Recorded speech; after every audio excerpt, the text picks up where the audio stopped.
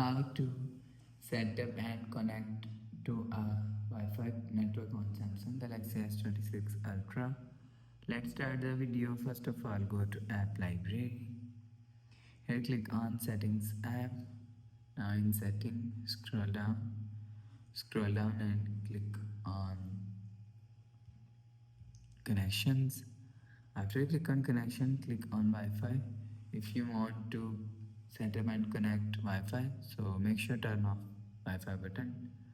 After turn off Wi-Fi button, turn on Wi-Fi button, and you will see your internet connection is showing here. So if you want to connect, click on connection and enter password.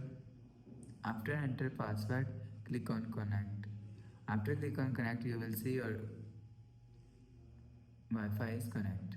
So if you want to scan network, click on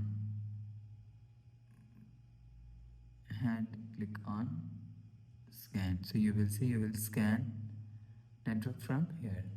After the process, go back to home screen. So that's how you can set up, connect to a Wi-Fi network on Samsung Galaxy S26 Ultra. If you like the video, please subscribe. Thanks for watching.